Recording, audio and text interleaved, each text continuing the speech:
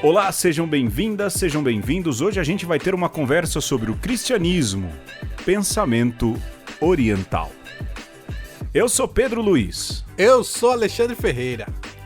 Olha, Alexandre, na verdade eu deveria ter feito o título assim, sobre cristianismo, vírgula, pensamento oriental, ponto final. Uma homenagem a Roberto Avalone, que acho que morreu, né? Não sei. Grande Roberto Avalone, grande apresentador do Mesa Redonda, altas tretas futebolísticas no tempo que assistir futebol valia a pena, no domingo à noite na TV Gazeta. Você assistia, Alexandre? Jamais. Ai, Alexandre. Eu só assistia Machine Man na TV Gazeta. E Charivan. Nossa, Alexandre, tá bom. Meu Deus do céu. Alexandre, o que é esse programa de hoje, Alexandre? É sobre coisas que nós gostaríamos de dizer, mas tínhamos coragem de tomar coragem e dizer. Boa. Olha, a gente só quer lembrar você que esse programa vai ser dividido em duas partes, ou seja, esse programa 94 e o programa 95. E antes do jogo, a gente tem um recado bem importante para dar para vocês.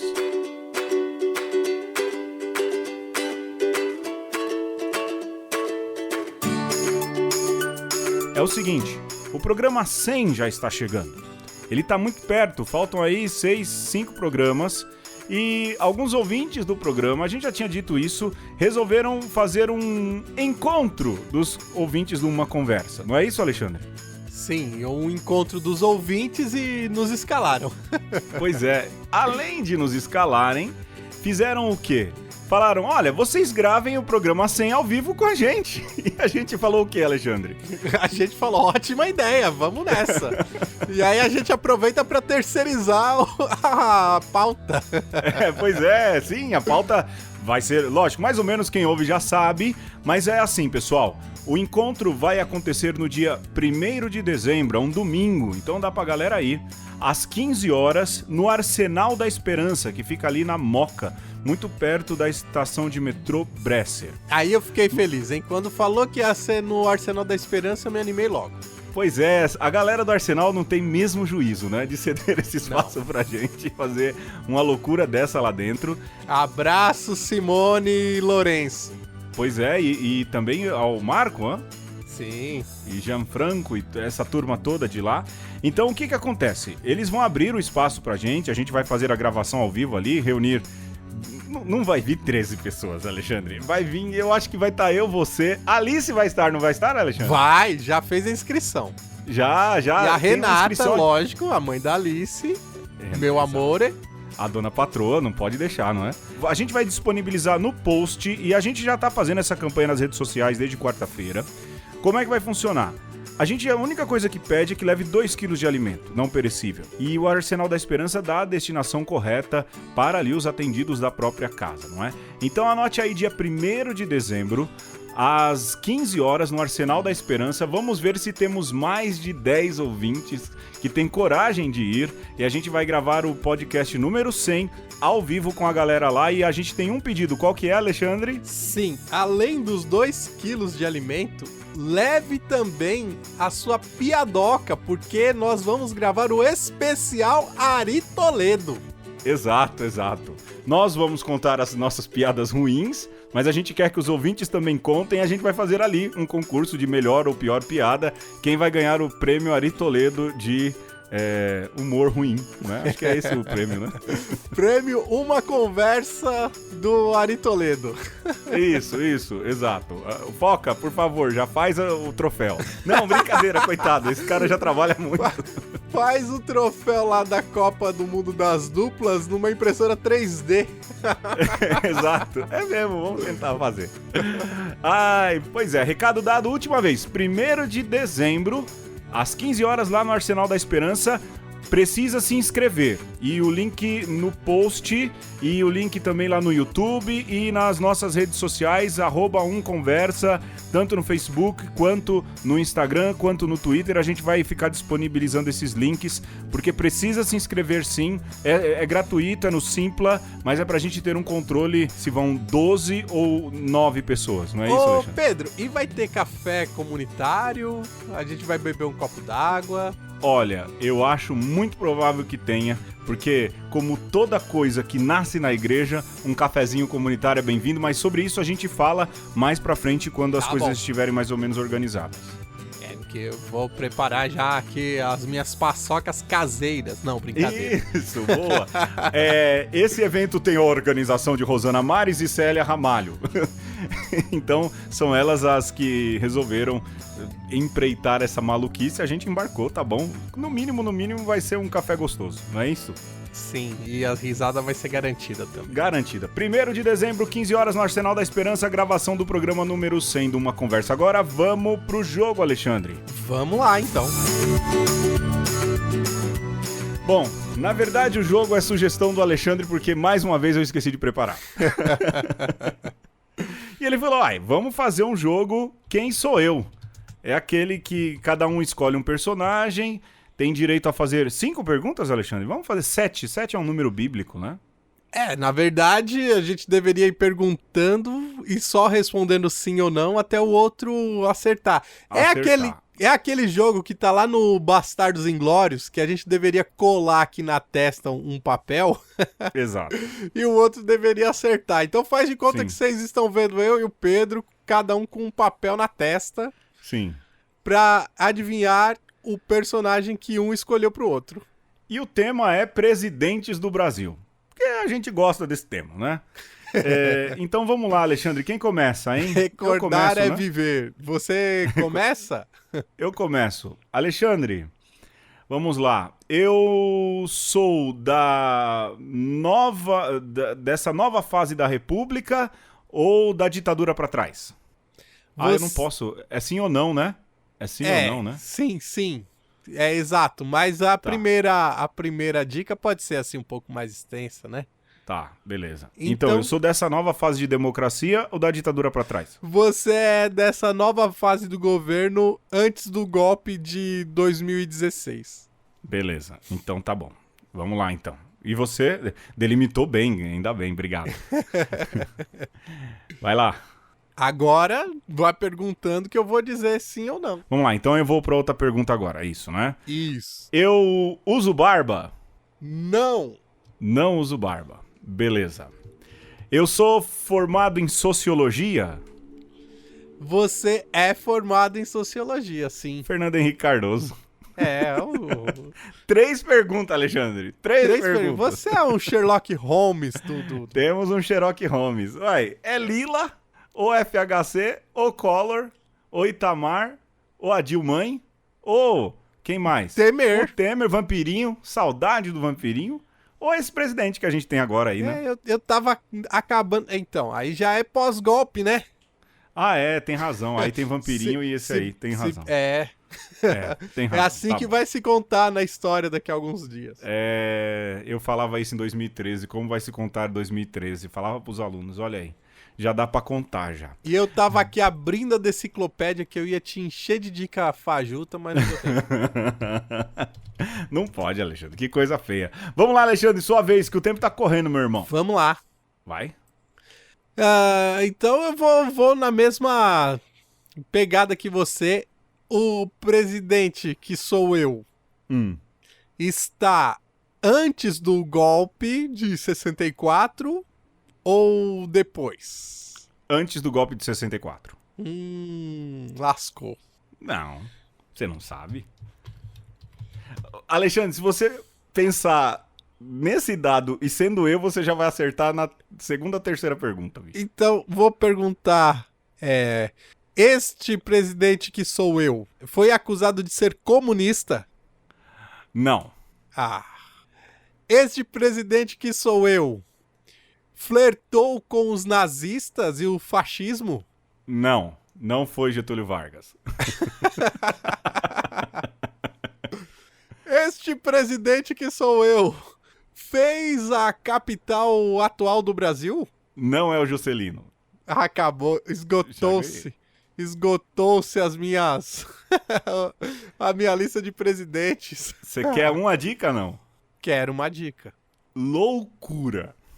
Loucura. É.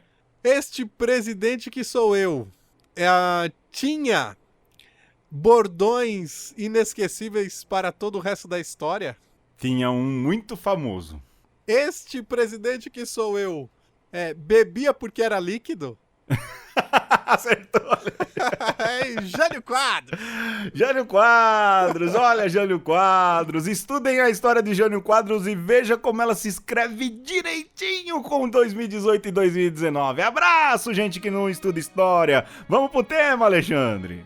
Calúnia aí agora, hein? Você manchou a memória desse presidente inesquecível e inenarrável e incomensurável. Ele falaria isso. Vamos embora.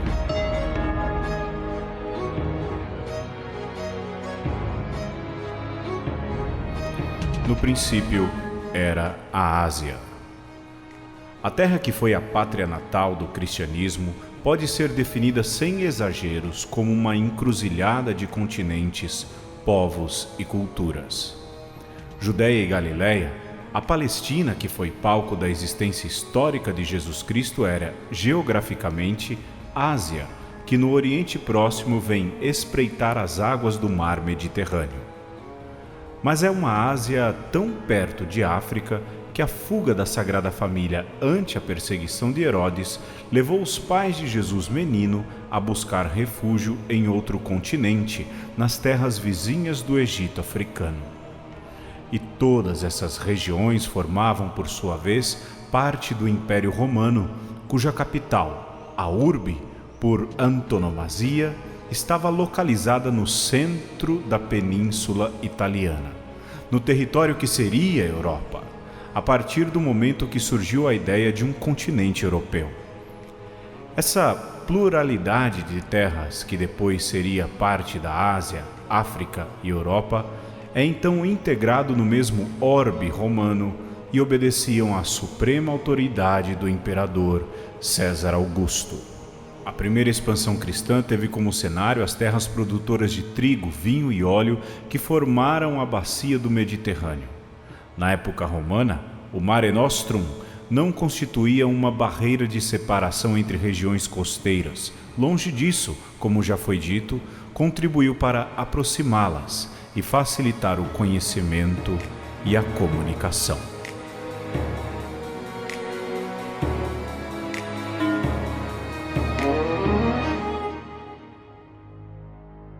Bom, nós ouvimos um trecho de José Orlandis e a obra Europa e sus raíces cristianas. Ai, Pablo, que rico, é? Na página 10. Sim, como não? Pois é, Alexandre, a proposta do programa hoje é mostrar como essa história de que o cristianismo, existe um pensamento judaico-cristão ocidental, de como isso, no fundo, é uma verdadeira balela. Ou é, no mínimo, uma afirmação complicada. Eu acho uma balela, né? Aquela história de você agregar as pessoas em torno disso e em torno disso dizer, olha, a gente precisa defender esses valores. Só que esses valores são, do ponto de vista histórico e também filosófico e teológico, muito errados, não é? Não muito errados, mas bem errados, talvez essa seja a melhor definição, porque é preciso se levar em conta outras coisas lá para trás, não é? Eu diria que é um exercício de prestidigitação, Pedro. Sabe, você apresenta uma coisa, evidencia, oculta outra pra você poder fazer a mágica, sabe? Desvia a atenção da galera. Misdirection. Rapaz, é um exercício de misdirection historiográfico aí. E além desse misdirection, há também esse fenômeno, Alexandre, não só religioso, mas também de vida, de as pessoas acharem que o mundo é como ele é hoje, como a gente vê hoje o mundo, não é? Sim. E não é assim. O mundo... Na sala de aula, eu digo que estudar história ou filosofia da história ou qualquer coisa que está lá para trás, eu que dou aula de história da filosofia medieval, eu digo que é um olhar pelo retrovisor. Então, você está indo para frente e olhando para as coisas e sempre num campo de visão muito limitado e sempre do seu referencial de tempo, que é o agora. E outra, né? Se esquecem de pequenos ou grandes detalhes que são hoje muito importantes para como nós estamos. O problema é que a gente só olha para aquilo que valida o nosso discurso, para aquilo que valida aquilo que eu quero dizer para os outros para favorecer o meu poder, o meu status quo, para favorecer o meu jeito de pensar as coisas. Mas é necessário que se estude a história bem lá para trás. Quando a gente fala, ou quando os outros falam de pensamento judaico-cristão ocidental, bom, há uma diferença muito grande, até porque o judaísmo atual... É bem ocidental. sem dúvidas, não é? E é bem diferente do judaísmo do próprio tempo de Jesus Cristo. Sim. Muito diferente. Agora, Pedro, a nossa afirmação aqui, ela é bem provocativa, né? O cristianismo é um pensamento oriental. É um pensamento oriental. Primeiro, de origem. Nasceu aonde, Alexandre? Nasceu na Galileia, como a gente ouviu no texto. Pois é, e a Galileia fica no Oriente, não é? É que as pessoas confundem Oriente com Japão, Coreia, China, não é? Aí é que está. Assim, se você olhar lá no período, por exemplo, no século X, né? Os mapas daquele período dividem o mundo em 3 continentes, Pedro. Uhum. Que é o continente chamado Ásia, um continente chamado Europa e um continente chamado África. Sim. Não existia América, né? Não, e é interessante, em alguns mapas, inclusive, você tem como se fossem 3 ovos que se tocam, né? Sim. E no centro dele está Jerusalém. Sim. Jerusalém como centro do mundo. Na mentalidade, seja do Oriente Médio, seja também da Europa, e eu diria ainda do norte da África, se tem muito claro que aquele miolinho ali que pega, seja onde hoje é Israel, seja também onde hoje é a Turquia, a gente vai falar mais sobre isso daqui a pouco, e também seja Meca, é tudo ali o centro do mundo, Pedro. Esse que é o ponto. Sim, as brigas se deram e a formação cultural se deu ali. Daqui a pouco a gente vai chegar nessa questão, né? Só que isso já é um problema sério, Pedro, porque na verdade se você for olhar da China até a Inglaterra, é um supercontinente só. Isso é verdade. Essa divisão aí que se criou, os Balcãs, ou ainda o Rio Dum, como divisão do Oriente e do Ocidente, ela é completamente arbitrária, porque não existe essa divisão, de fato, geográfica. Não, na verdade essa divisão é quase que tribal, não é, Alexandre? E à medida que mais tribal, étnica do que geográfica. É bem por aí, porque se você for olhar ali, pelo menos a formação europeia, bom, a gente acha que a Europa é do jeito que é hoje, mas se você for voltar no final do século XX, no final do século XIX, melhor dizendo, a Europa ainda não era daquele jeito, não é desse jeito, melhor dizendo. Né? Haviam países e nações ali que deixaram de existir, e se a gente for ver do ponto de vista histórico, em muito pouco tempo, grandes nações, grandes países, grandes conglomerados de povos. Então, essa visão de, isso é Europa, isso é Oriente, também geograficamente falando, como o Alexandre falou, é uma visão muito borrada. Se você for olhar com um pouco mais de atenção, ou der um pouco mais de zoom nesse mapa, você não vai ver, de fato, uma divisão tão clara assim. Né? E sabe o que eu acho mais problemático nessa divisão? É porque, até bem pouco tempo atrás, e isso é uma incoerência completa, se achava que África era apenas a África do Norte, Sim. que a África subsaariana não existia. Sim. Mas, assim, isso é inconcebível, porque as navegações no Oceano Índico, né, na região do chifre da África, de Moçambique, de Madagascar, existe há milênios. Sim. Né? Ou seja, essa visão de mundo onde a Europa se apresenta como seja o centro, seja como um continente separado, ela está plantada e parte de uma concepção onde tudo gira em torno do Mediterrâneo. Sim. Mas aí, dessa sua afirmação, Alexandre, acho que surgem 2 questões importantes. A primeira, e diz respeito muito a gente, é o fato de acharem, por exemplo, que a América é os Estados Unidos. A gente vive muito Pois. isso, não é? Essa questão também da divisão do continente africano. De acharem, Exato. por exemplo, que a América é só Estados Unidos. E nós somos América também. América no Sul. América do Sul, a América Central e a América do Norte. A Sim. outra questão é o fato de que talvez essa ideia do Mediterrâneo como centro venha, e aqui o primeiro ponto importante dessa reflexão, venha do Império Romano. Sim. E o Império Romano, que ficava ali na bota da Itália, bom, ali era, no tempo do cristianismo, considerado o centro do mundo. Eram dali que partiam as legiões, eram dali que partiam todas as ordens do governo, ali que o mundo fervilhava. Roma era a época de Jesus Cristo. E do cristianismo de fato, nascente. Exato, o centro do mundo. Mas, se a gente estuda a história, a gente já percebe, coisa de 2, 3 séculos depois, um deslocamento desse centro que era Roma para o Oriente novamente. Perfeito, Não é, Alexandre? perfeito. Então, se você pensar em termos de surgimento do cristianismo e do mundo que se estabelece dali, de um novo mundo, né? Vamos dizer, uma nova época do mundo, uma nova era ou nova ordem mundial, você vê que a partir de Constantino, o centro do Império Romano, que já tá ali já numa certa tensão, já não é que tá expandindo tanto assim, Tá até esfacelando. tá né? esfacelando, daqui a alguns anos iria se esfacelar, é transferido de Roma para Bizâncio, que vai receber o nome de Constantinopla.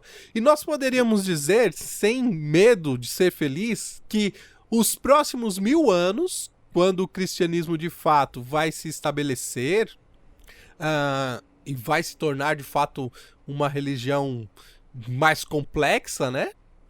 Deixa de ser perseguida e tal. Bizâncio vai ser o grande centro, vai ser a grande cidade. De alguma maneira, o Império do Ocidente deixa de existir, ali mais ou menos no século VI. Mas o Império do Oriente vai muito bem, obrigado, por séculos. sempre o Ocidente, que não é Ocidente coisa nenhuma, Sim. que é territórios europeus, que hoje são europeus, que naquele tempo começa a ter essa certa ruptura no Império Romano, sempre vai olhar para Bizâncio como a gente aqui de São Paulo olha pra região do centro, sabe? Como, ó lá é a cidade. Ou, globalmente falando, é como quem olha pra Nova York, sabe? Fala, ai, a cidade. Esse é o exemplo. Eu acho que esse é o exemplo. Bizâncio, Constantinopla, que hoje é Istambul, ali era onde o mundo fervilhava. Não à toa, Constantino fez essa mudança, e é justamente Constantino quem começa a trazer o cristianismo para ser uma religião oficial de Estado. Não que ela se tornou a única religião oficial do Estado, mas uma religião que deixou de ser perseguida e começa a ser aceita, então, nos círculos sociais. Depois Constantino também se batiza, tem toda a questão histórica aí da bibliografia pessoal do Constantino. Mas veja, o cara que transfere o poder para Constantinopla, e o cara põe o nome dele, né? Lógico. Nem um pouco estrelinha, e é esse cara que valida o cristianismo. Então o cristianismo começa a tomar mais forma e se organizar do ponto de vista de instituição a partir daí, e nessa transferência de Constantinopla, ainda no Oriente. Ou seja, e ali no Oriente, o que menos se falava era latim. Não. E aqui uma provocação, porque a turma que gosta da missa de latim fala a missa de sempre. Então, de sempre qual? Né? Primeiro, de sempre em aramaico, de sempre em hebraico, com kiddush em hebraico, ou de sempre como era no início da igreja, muito provavelmente todas celebradas em grego. Muito Qual é a provavelmente. missa de sempre? Porque o latim, ele vem depois. Ele vem depois e vem por culpa de um outro cara que tenta recentralizar as coisas para a Europa. Mas até as coisas virem para a Europa, passa muita água debaixo da ponte. Muita água debaixo da ponte. Eu não gosto muito, Pedro, dessa ideia de que o cristianismo passa a ser uma religião do Estado. Porque Não, até não é do essa Estado. própria essa própria ideia de Estado, ela é complicada. Não, a ideia, de fato, e eu concordo com você, não é uma religião de Estado, mas uma religião aceita pelo Estado. Mas... Porque eu acho que o termo histórico, o Hans King fala isso naquela obra bem pequenininha dele, ele fala, há uma confusão de religião do Estado com religião aceita pelo Estado, deixar de perseguir. Mas né? Acho que esse é o termo, não tem um outro adjetivo que ele é mais interessante e ajuda a gente a entender melhor do que essa ideia de que o cristianismo era perseguido, passa a ser aceito e depois é imposto. Mais importante do que essa ideia, que tem uma certa verdade, mas ela é um tanto quanto enviesada, é que o cristianismo, ele se apresenta como uma religião universal, unificadora. Sim. Mais do que impor num império que está se esfacelando e com a chegada de outros povos como os bárbaros, né, chamados os godos, os visigodos e assim por diante, essa religião, ela consegue se adequar a esses vários povos. Então você deixa de olhar a religião como algo local, né? Daí vem a palavra pagão, tem a ver com pagos, com aqueles que estão ligados à terra, e passa a ser uma religião, digamos assim, globalizante, ou internacional, ou melhor, universal. Sim, justamente por causa o termo católicos. Que é grego. que é grego para começar, mas ela fala da universalidade da salvação. É ali que está a origem, né, do termo católico. Mas é lógico que nesse jogo político que se faz, ela se torna católica no sentido também de para todos os povos, para todas as nações. Eu acho que, Alexandre, a gente para um pouco nessa questão do Oriente, vamos para um despatrocinador rapidão, porque aí a gente poderia voltar nisso que você falou, das invasões bárbaras e dos povos bárbaros, que por um acaso são os pais daqueles que a gente hoje... A gente não, né? A galera paga um pau como sendo a cultura judaico-cristã ocidental. A gente volta daqui a pouco.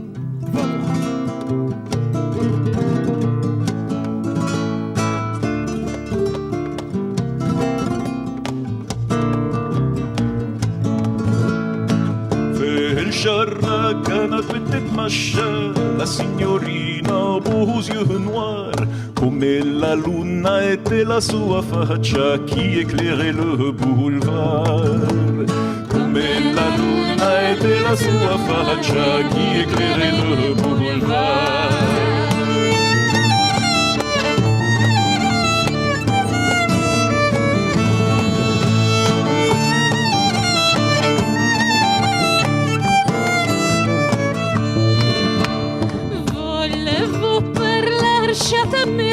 Because her father was a lagar e con su ombrella d'arabeti on reposamos bonsoir e con su ombrella d'arabeti on reposamos bonsoir.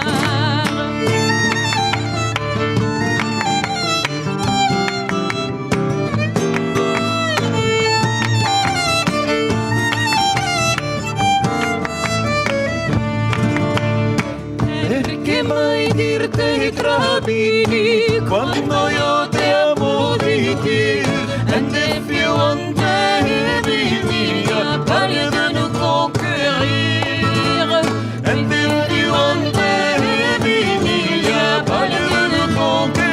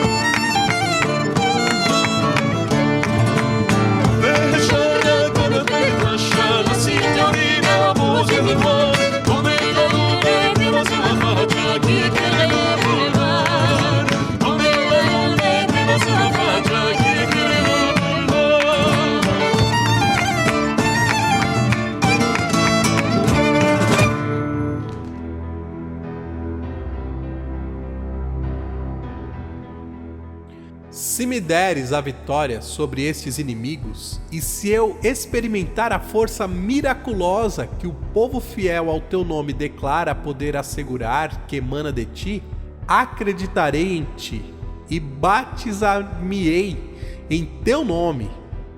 Assim que ele pronunciou essas palavras, os alamanos viraram as costas e se retiraram. E ele, Clovis, suspendeu a guerra e arengou ao seu povo, e feita a paz, voltou a casa e contou à rainha como, ao invocar Cristo, tinha merecido a vitória. Este é um trecho da conversão e batismo de Clovis, escrito por São Gregório de Tours. Nós estamos hoje falando sobre como o cristianismo é um pensamento oriental.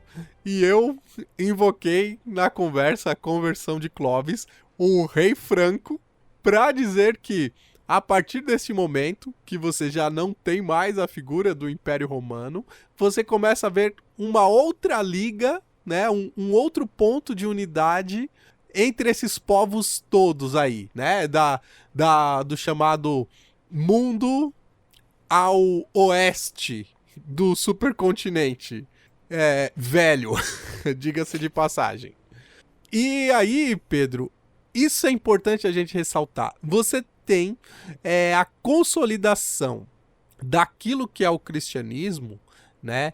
E daquilo que vai ser essa identidade supranacional neste momento, né? Então, você tem esse cristianismo oriental que começa a se disseminar nessa parte do mundo, mas também na outra parte, né? Também no Médio Oriente, também acima dos Balcãs, também na África do Norte, né? E você tem, então, este povo que começa, assim, ao mesmo tempo, guardar algumas coisas que são importantes para si, mas também a compartilhar uma certa identidade. Isso vai demorar anos, né? Séculos, até se consolidar numa cultura cristã de fato. Vale lembrar também, Alexandre, nesse período aí, que o Islã vinha já crescendo. Eu acho que vale a pena se falar do Islã, mas vale a pena se falar da cultura árabe, que também era muito forte. Oriental. Né? Sem dúvidas. Exato, porque a gente acha também que os árabes não são orientais, não é? Mas a cultura árabe também era muito forte. Você tinha Avicena, você tinha Averroes, você tinha outros pensadores de formação árabe, não é? De formação islâmica já até. Só que, Pedro, Avicena, ele é de uma cidade onde hoje é o Turcomenistão, Sim. que era da região do Império Persa. Averroes, se ele nascesse hoje, era um espanhol. Apesar de serem muçulmanos, Sim. Este mundo, ele está todo ali imbricado. Você não tem essa divisão de Ocidente e Oriente tão clara assim. Não né? tem. E você não consegue entender o Islã se você não entender o cristianismo nestoriano, que é o primeiro racha que tem no cristianismo. Sim. Primeiro grande racha, né? Sim, e antes a gente entrar nessa questão de Nestório, lembrar, por exemplo, nada é mais islâmico na Europa do que a Espanha. E Portugal. E nada é mais espanhol no Reino do Oriente do que esses países como Turquia e esses outros que tinham uma ponte direta, vamos assim dizer, cultural. Você quer ver um exemplo disso? Ouça flamenco. Nada é mais oriental, até do sentido de tonalidade musical, do que a música flamenca, que é a cara da Espanha. Claro. E que quando você ouve um cante espanhol, você ouve, de fato, quase que um oriental cantando, ou falando alguma coisa, cantando alguma coisa em árabe, né? Mas também o fado, hein? O fado dá uma flertada com essa cultura oriental que, assim, ou melhor, essa cultura islâmica, ou eu diria ainda norte-africana. Norte-africana. E aí, nisso, você já tira de jogo, não é, Alexandre? 2 países da Europa já. Eu diria que mais do que tirar de jogo, é a prova tácita de que o Oriente se estende, na verdade, até o extremo ocidente da Europa. Mas é isso, mas eu tô dizendo tirar de jogo no sentido de você dizer, olha, 2 países que você pode considerar ali representantes da cultura cristã ocidental são orientais por demais. Pois. São oriental até no jeito de falar. Pegue os artigos do Georges Bourdokan, que era um cara que escrevia na Caros Amigos e fazia a correlação da cultura árabe com a língua portuguesa. Pega alface, algodão, pegue pegue uma série de palavras nossas que tem pé fincado no árabe, que tem pé fincado nessa cultura norte-africana oriental. Mas, Alexandre, quem é o cara que começa a, de novo, recentralizar as coisas para a Europa? Na verdade, Pedro, esse negócio de recentralizar, eu diria que não é bem um recentralizar. É na verdade, o povo da periferia, que nessa hora é Roma, é também Tours, é também Lyon, ou seja, a França. Esse pessoal começa a falar assim, bem, não adianta a gente ficar olhando lá para Bizâncio, onde tá tudo muito bonito, não adianta a gente olhar para Jerusalém, que é a terra sagrada, vamos cuidar aqui dos nossos afazeres. Vamos ver aqui o que podemos fazer aqui na nossa terrinha. E quem faz isso, começa a fazer, de fato, uma nova costura, digamos, política e social na Europa, é Carlos Magno. Olha aí.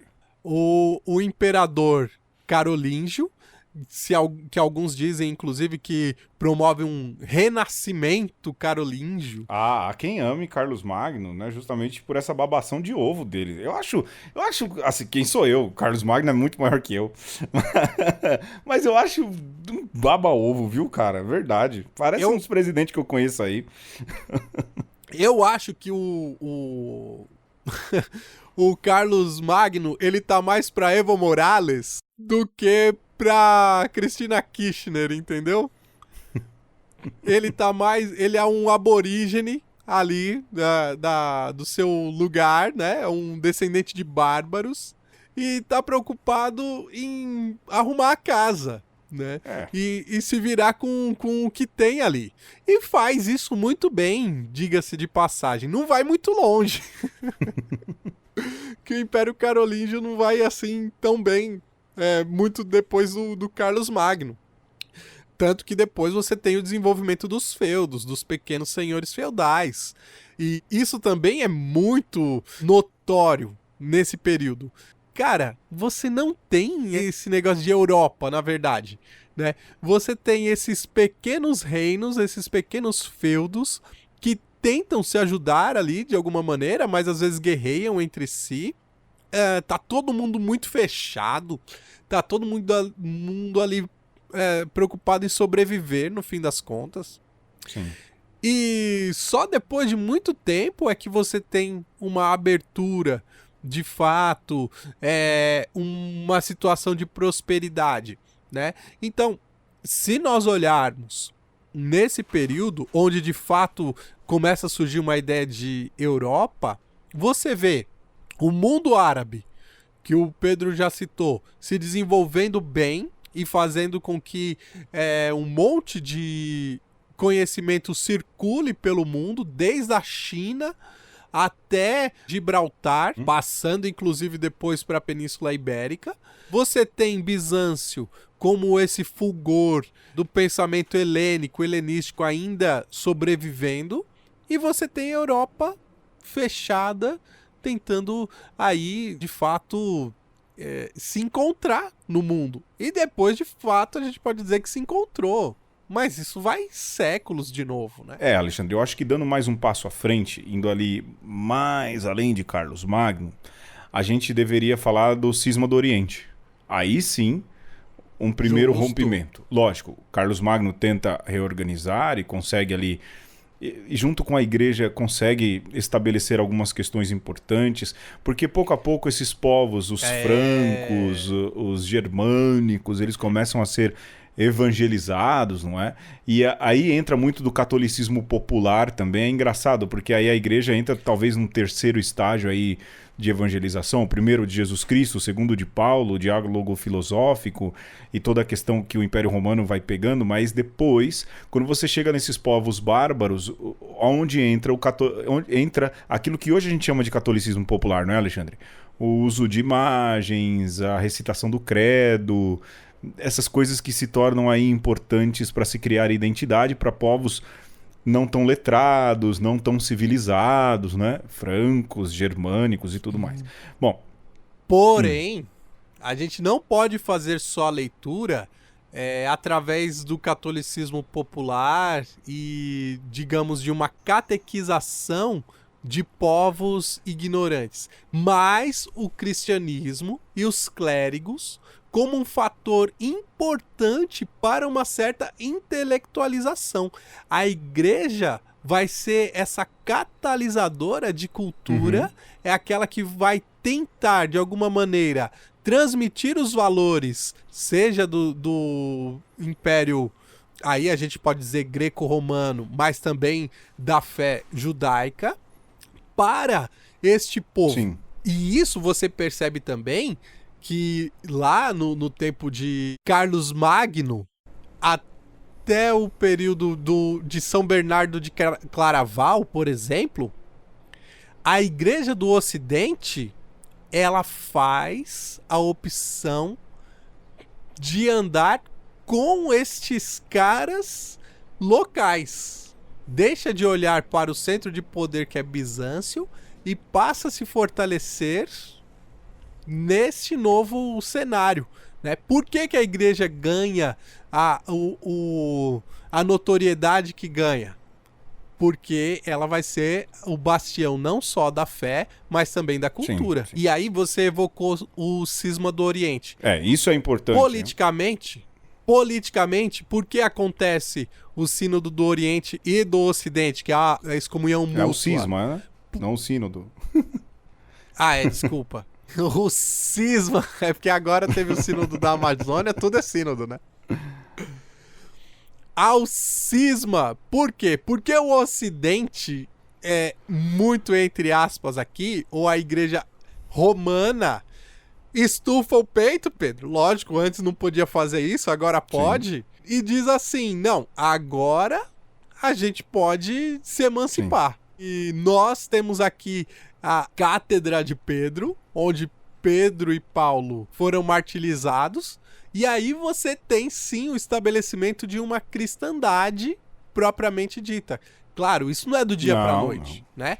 A gente está tomando aqui o cisma de 1054 como um marco para dizer que este é um ponto importante onde a coisa já está tão diversa que, de fato, você pode dizer: agora nós somos uma coisa e o patriarca de Constantinopla é outra coisa. E porque assim, eu,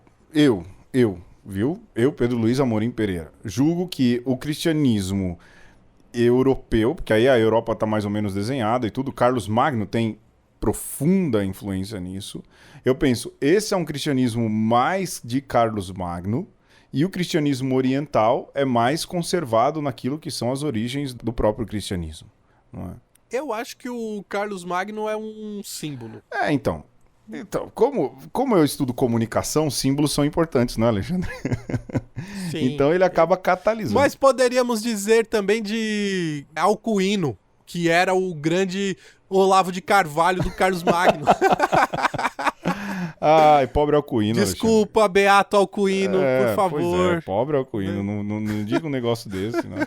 Mas Alcuino de York, um monge inglês que vai para a França para estabelecer no Palácio de Carlos Magno a nova Atena. Pois é. Ou seja, veja, são resgates e Atena fica na parte o quê?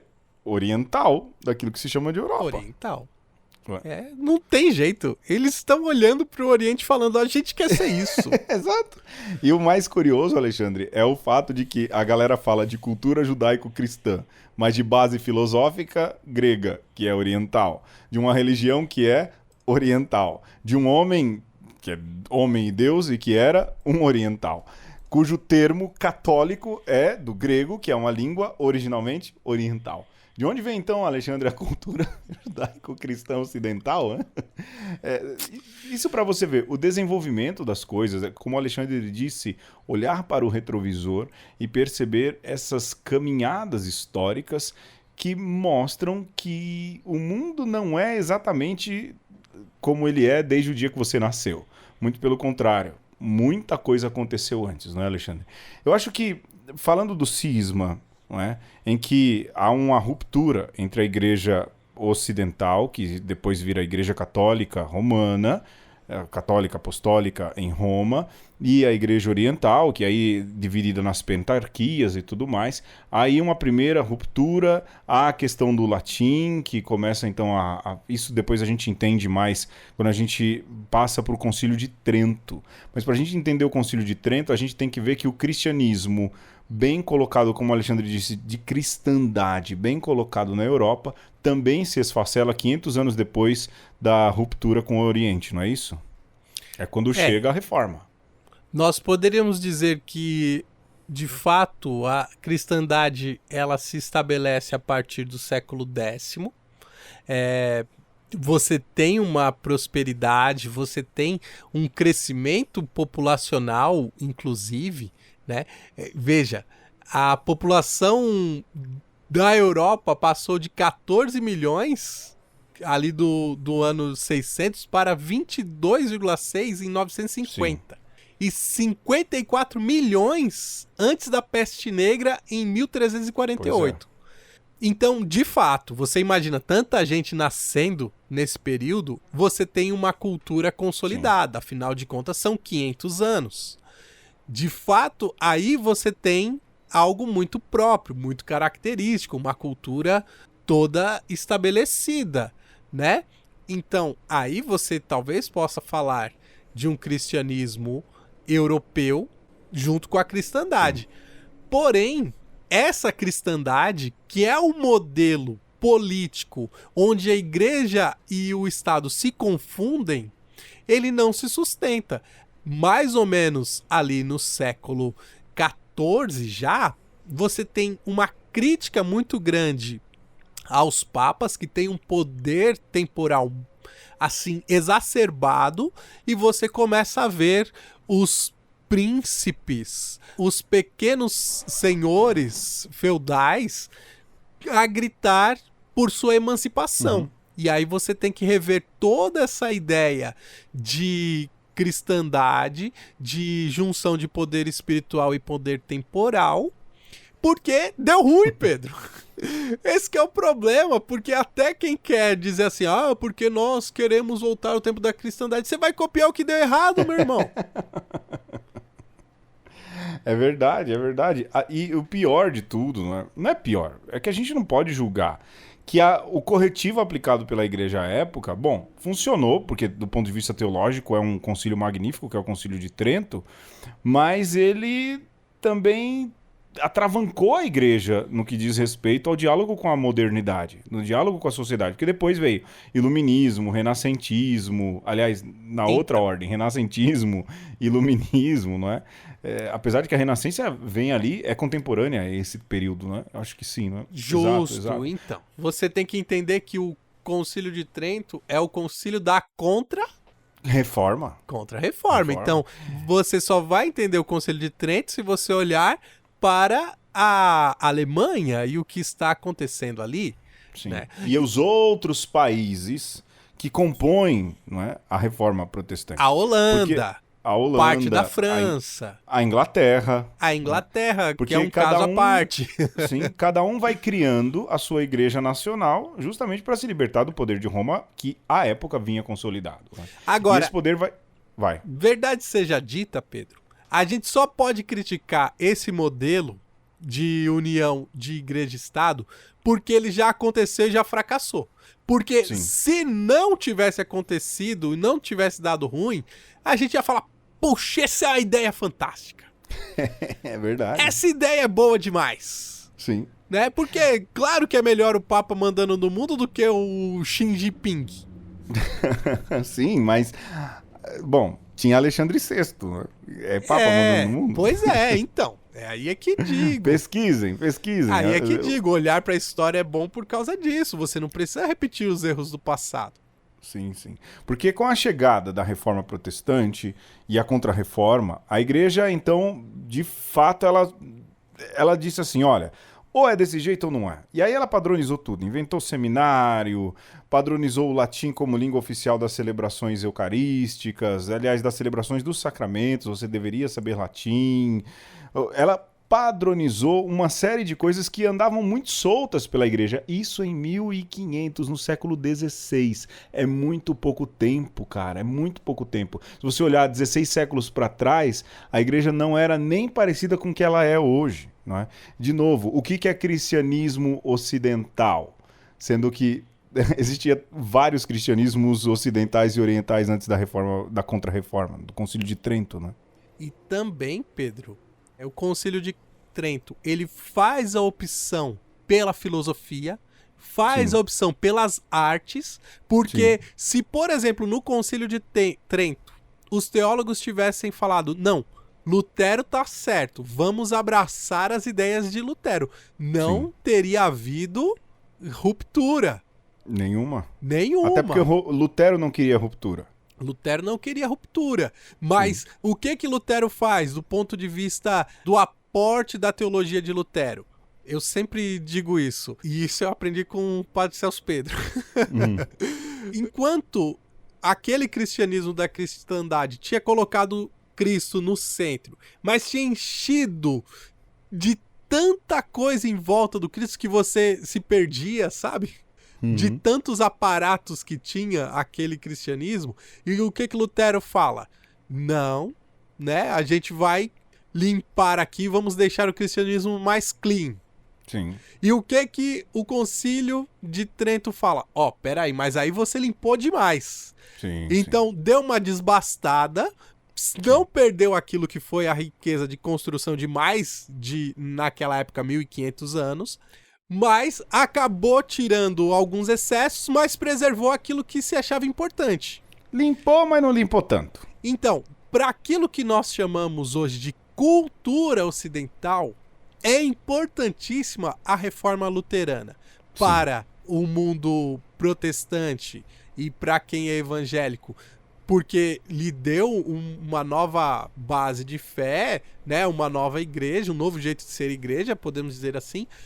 Para nós que continuamos católicos, né? Somos, digamos, descendentes desses que continuaram católicos, nos deu uma fé mais consciente do que é. Sim. E o Ocidente, e aqui eu vou chamar Ocidente já pra gente fazer um link. Já precisa, olha a hora. Com o próximo programa, o Ocidente, que é as Américas, é extremamente devedora desses dois jeitos de cristianismo. Né? Sim. Dessas duas culturas cristãs que vão se desenvolver nos próximos 500 anos. Reformada. Um catolicismo que se reafirmou e um cristianismo reformado, né? Exato, porque surge no horizonte, nessa mesma época, um pouco antes, nesse mesmo período histórico, o verdadeiro Ocidente, as Américas. Mas sobre isso, Alexandre, a gente fala na semana que vem. Olha, a gente queria agradecer muito você que ouviu, acompanhou, vocês que continuam repassando. Espere a semana que vem, a gente vai chegar então no verdadeiro Ocidente cristão, aí sim, e vai trazer mais problemas para sua cacholinha. Eu fico por aqui, Alexandre. Você tem alguma coisa para falar, meu irmão? Eu tenho. Aguarde o próximo capítulo que você vai descobrir que até 1492 não havia cristianismo ocidental. E vamos provar por A mais B. Um beijo. Um abraço. E um aperto de mão. Até semana que vem. Falou! Tchau, tchau.